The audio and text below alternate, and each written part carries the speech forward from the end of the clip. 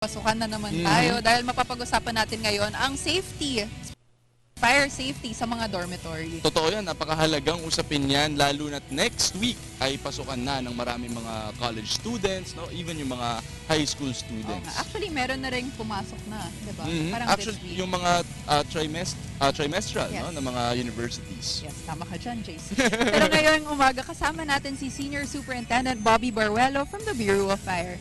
Good morning, sir. Good morning, magandang umaga po sa inyo. Magandang umaga, Colonel.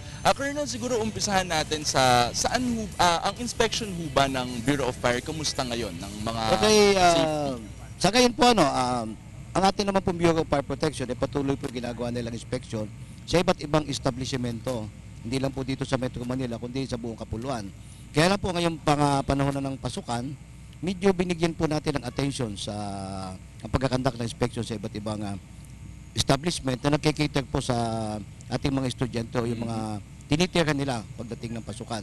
Sa katunayan nga po, ang ating pong Regional Director ng Bureau of Fire Protection sa NCR, si Chief Superintendent Santiago Laguna, ay nagpalabas na po ng direktiba upang ang ating pong mga istasyon, ang ating mga fire station ay magkandak po ng fire safety inspection sa iba't ibang dormitory within Metro Manila. Sa katunayan po, ngayong panahon ito, naka 50% na po, nasa more than 50% na po yung nagagawa nating inspection. Okay. Colonel, ano po ba yung mga safety requirements para sa ating mga dormitories? Okay, mostly ang dormitory dapat natin sa ating mga kababayan, bago po tayo kumuha ng isang dormitory na titigilan ng ating mga anak, o kung tayo man po ay naghahanap personally ng mga dormitory ito, dapat po ay unang hanapin natin kung mayroon silang tinatawag nating business permit.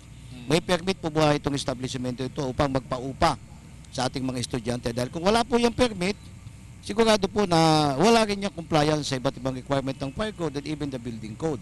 At pag dyan po tayo tumira, mapapalagay po ang ating buhay at sabi nga po natin, ari-arian mga gamit natin sa kapamakan.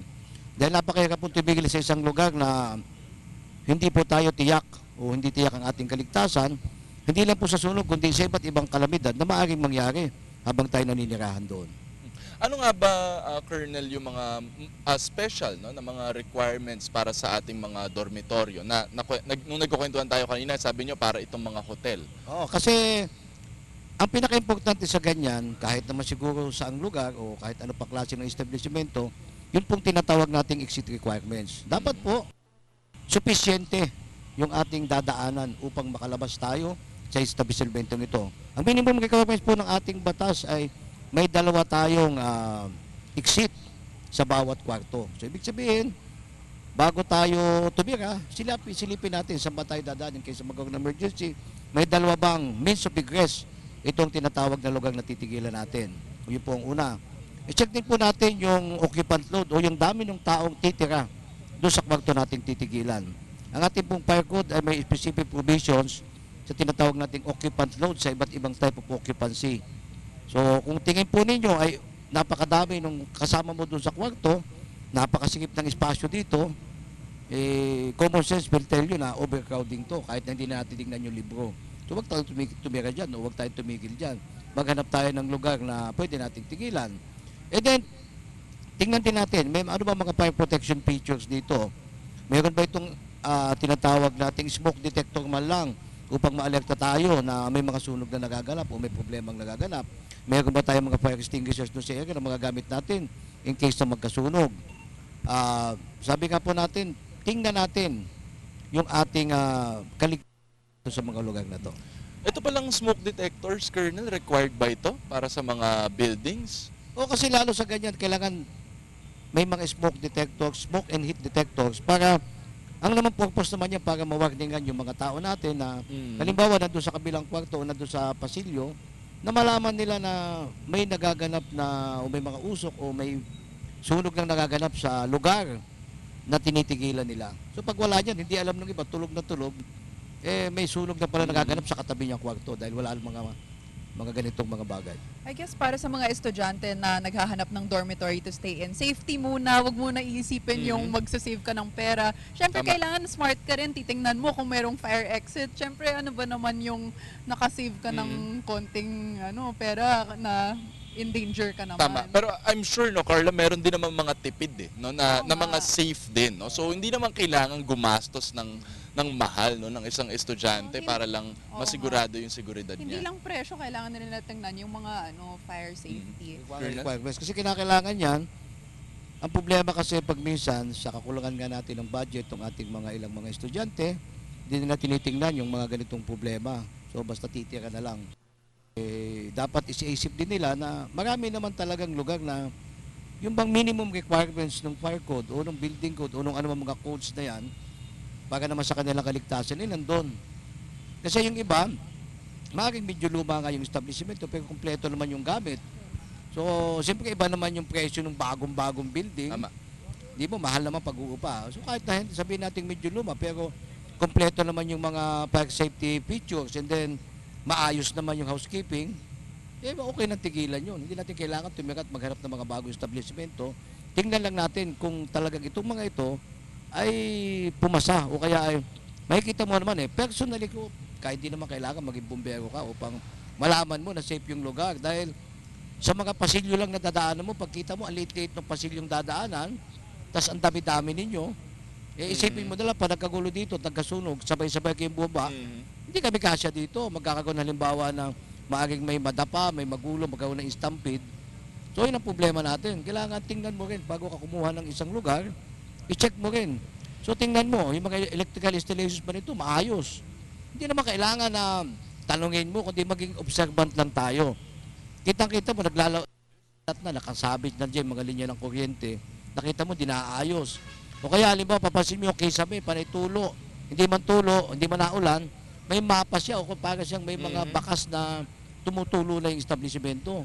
So pag tumutulo yan, ibig sabihin yung mga electrical installations dyan, maaaring magkakaroon ng grounding dahil nag-ground na sila dahil sobrang nababasa, nainitan. So may problema.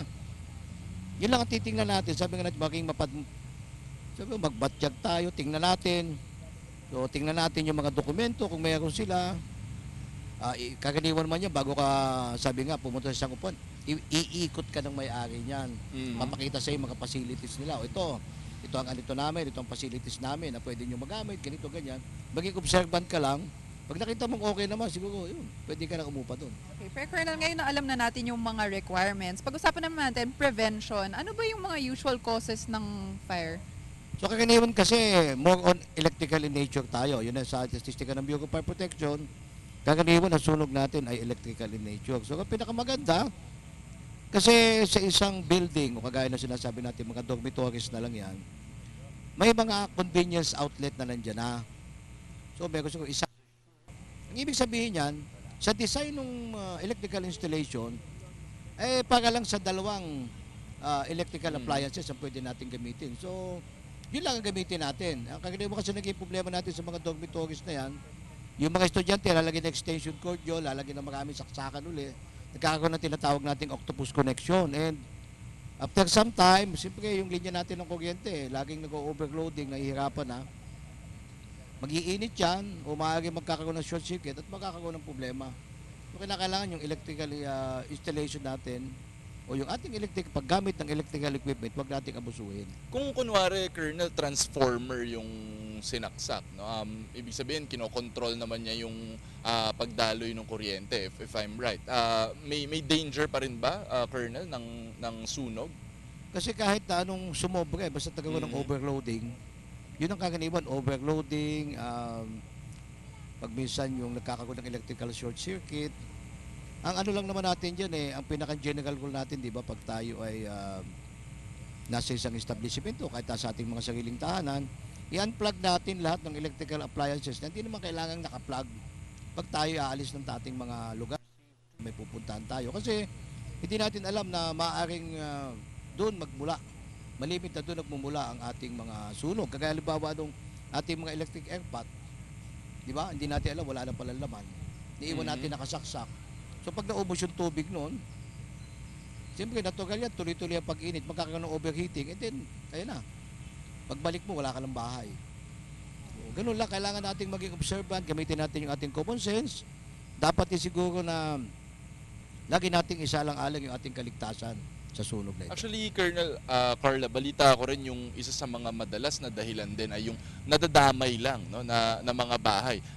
Alam ko, Colonel, meron yung mga, hindi ko sure kung requirement ba ito, pero meron mga firewall, di ba, Colonel, na Of course, dapat sa mga building. nasa batas naman yun, no? Nasa mga ano natin, mga regulations natin na dapat yung isang establishmento may firewall. Mhm. Ang problema kasi natin, pag ang lugar na titigilan natin ay unang-una, hindi naman sa atin, mga informal settlers na lugar na kanilang tinitigilan ng ating mga estudyante, paano natin palalagyan ng firewall yan? Mhm. Ang bahay dyan, magkakatabi, magkakadikit, gawa sa light materials, wala silang separation.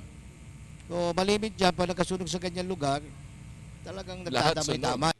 Kagaya sa mga subdivisions natin na may mga property lines tayo, and then may mga firewalls tayo, sabi nga natin, may mga bakod tayo dyan.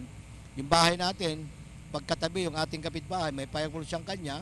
Tayo naman, pag nag-construct ng ating structure, may firewall din tayong atin. Kaya kung titingnan mo, sa mga subdivision at iba-ibang lugar, hindi basta masusunog. Pero Colonel, let's say in the case nga na nagkasunog na, ano ba yung mga do's and don'ts natin? Okay, unang-una, pag nagkasunog, nandun ka sa inyong dormitoryo, unang-una, huwag tayo magpanik. So, alamin natin, ano ba yung ating means of egress o yung ating means of exit? Nasaan ba yung ating fire exit? Kaya nga sabi ko, pag pupunta tayo sa isang lugar, lalo tumitira na tayo, tumitigil na tayo, i-check natin saan ba yung ating mga possible means of exit in case of emergency. Pag nagkasunog na, dapat alam natin yan, huwag tayo magpanik.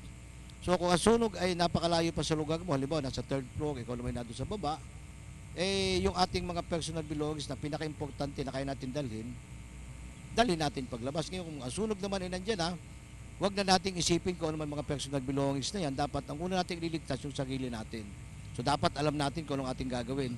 Kung paano tayo lalabas, kasi karaniwan naman dyan sa mga ganyang mga establishmento, dapat nagkakaroon ng tinatawag nating drill o fire drill at least once or twice a year upang yung ating mga nakatira doon, alam nila kung anong gagawin in case of emergencies. Okay, Colonel, siguro huling mensahe na lang para sa ating mga estudyante na papasok ngayong June. Okay, sa lahat po ng mga estudyante na papasok na sa mga iba't ibang paaralan ngayong pasukan, dapat po isa lang alang natin ang ating kaligtasan sa ating mga lugar na titirhan.